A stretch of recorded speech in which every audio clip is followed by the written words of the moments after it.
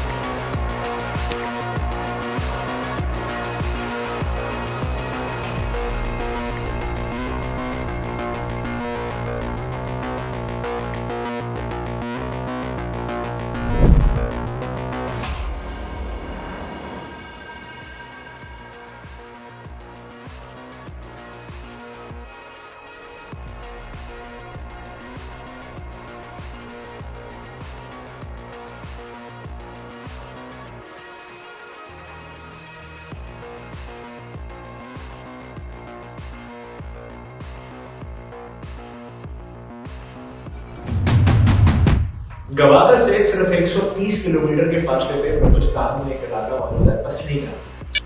पिछले महीने financial times की रिपोर्ट के मुताबिक पाकिस्तानी ऑफिशियल ने एक प्रपोजल पेश किया यूएस इन्वेस्टर्स को कि वो वहां पर आए और $1.2 बिलियन इन्वेस्टमेंट और एक एक्सपोर्ट हब। मतलब बलूचिस्तान से जो रेयर अर्थ मिनरल्स निकल रहे हैं, अगर आपको देखना है तो बलूचिस्तान में मौजूद है, वहां से कॉपर भी एक्सट्रैक्ट करना और वहीं से नहीं आप उसको एक्सपोर्ट करना। बात यहाँ पे खराब होती है कि वहां पर चाइना मौजूद है, ऐसी पैकेज में गवादर कर और ये चाइना का एरिया पर मतलब वहां पे अगर यूएस कंपनी जाती है, यूएस इन्वेस्टर्स जाते हैं, वहां पे काम करते हैं और अगर उनकी रखवाली के लिए यूएस ट्रूप्स भी आते हैं और वो चाइना के इसके अंदर करीब मौजूद है, तो क्या पाकिस्तान ये पावर बैलेंस मैनेज कर पाएगा चाइना यूएस के दरमियान? ये भी हमें वक्त आएगा। दूसरा बड़ा अहम सवाल है कि ट्रंप ने रट लगाई थी नाम एयरबेस की, जो कि वो ले नहीं सकता, ना ही उनको मिलनी है, लेकिन क्या हम उसकी रिप्लेसमेंट प्रोवाइड करें बलूचिस्तान में कि यूएस को एक स्ट्रेटेजिक लोकेशन मिल जाए जिससे वो ईरान के ऊपर, चाइना के ऊपर, पाकिस्तान, इंडिया के ऊपर भी सर्वेलेंस कर सके? ये भी बहुत सारे अनकहे सवाल जो इस पसली की पोर्ट की इन्वेस्टमेंट हमारे लिए छोड़ दी।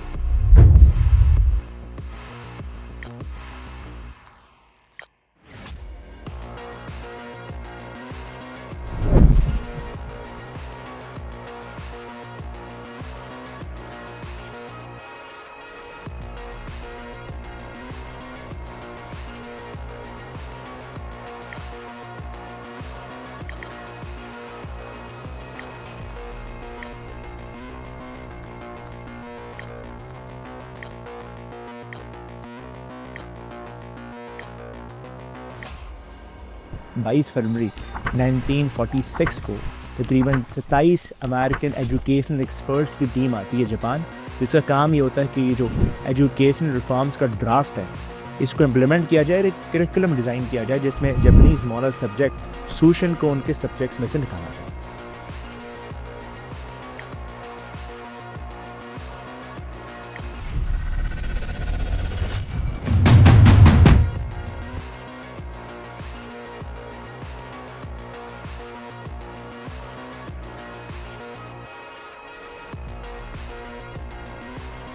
इस्लाम दुनिया में आता है वो मजहब के लफ्ज़ को रिप्लेस करके एक नया लफ्ज़ ऐड करता है जिसे दीन कहा जाता है। बात है 30 दिसंबर 1906 की, जब पाकिस्तान और इंडिया यूनाइटेड थे।